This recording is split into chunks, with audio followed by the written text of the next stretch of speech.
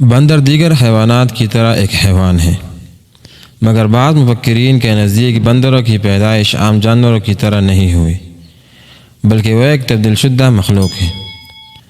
ان کے مطابق آج سے ہزاروں سال قبل حضرت داؤد علیہ السلام کی قوم بنی اسرائیل نے جب اللہ تعالیٰ کی نافرمانی کی تو اللہ تعالیٰ نے ان کو بندروں اور سور بنایا تھا۔ ان سخت عذاب کا ذکر قرآن مجید میں بھی ملتا ہے۔ کیا آج جو بندر موجود ہے وہ قوم بنی اسرائیل سے ہے جو آج تک اس عذاب میں مبتلا ہے؟ اس بات میں کتنی سچائی ہے، اس ویڈیو میں ہم جانیں گے۔ قرآن مجید میں بہت سے قوموں کے لیے عذاب بیان کیے گئے ہیں جو اللہ تعالیٰ کی نافرمانی کرتے تھے۔ اس سلسلے میں ایک مشہور واقعہ اصحاب السبت کا ہے۔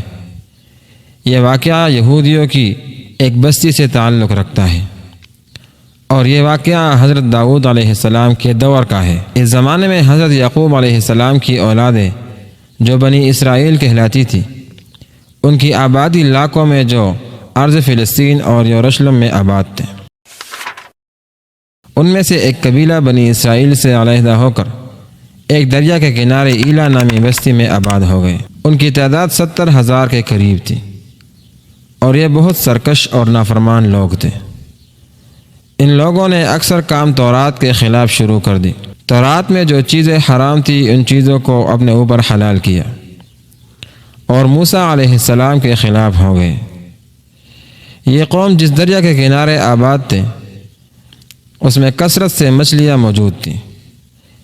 یہ لوگ اس دریا سے مچھلیاں پکڑتے اور انہیں بطور غذا استعمال کرتے، نیز یہ مچھلیوں کی خرید و فروخت بھی کیا کرتے تھے۔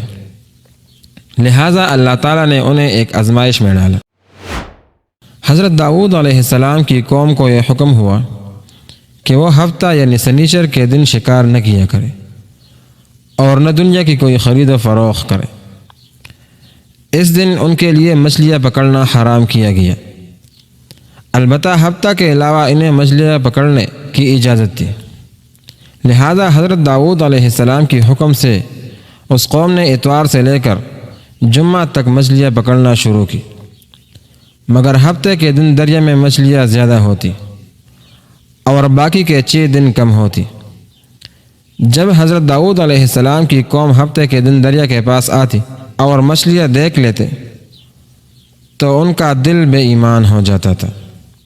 شیطان نے اس کے لالچ کا فائدہ اٹھایا اور ان کو اکسانا شروع کر دیا، اور انہوں نے سوچ لیا کہ سنیچر کو وہ دریا میں جال لگا دیا کریں گے اور اتوار کو پکڑ لیا کریں گے۔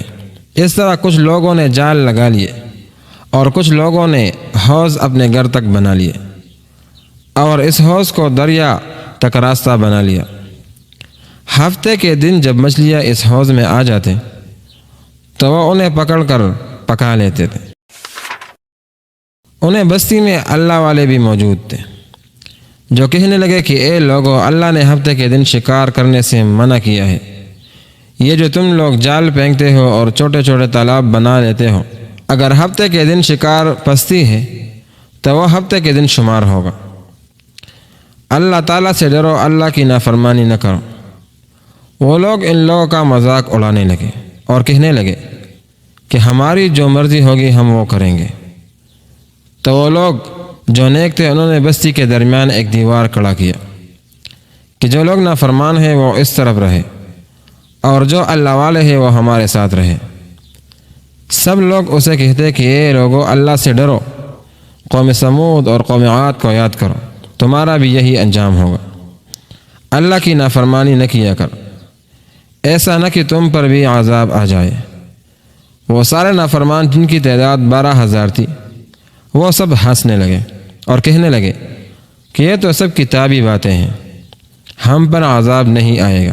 جیسے ہی وہ 2 گروہوں میں تقسیم ہو گئے، ایک وہ جو نافرمان تھے اور دوسرے وہ جو نیک تھے، وہ نافرمان گروہ ساری رات ہنستے رہے اور مذاق اڑاتے رہے۔ اللہ کے خاص بندے اللہ سے ساری رات معافی مانگتے رہے۔ اگلے دن جب وہ نیک بندے اٹھے تو دیکھا کہ دیوار کی دوسری طرف کوئی آواز نہیں آ رہی تھی۔ جیسے وہ لوگ دیوار پر چڑھے تو دیکھا کہ سارے کے سارے لوگ بندر کی شکل میں تبدیل ہو چکے ہیں اور بندر کی حرکتوں کو انجام دے رہے تھے ان میں سے کچھ لوگوں نے ایک دوسرے کو پہچانا اور چیخ کر رونے لگے اور اللہ سے معافی مانگنے لگے، لیکن جب اللہ تعالیٰ کا عذاب آتا ہے تو وہ ہو کر رہتا ہے۔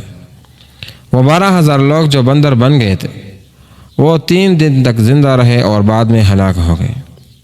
اللہ کا عذاب بہت سخت ہوتا ہے اور آنے والے نسلوں کے لیے وہ عبرت بن جاتی ہے۔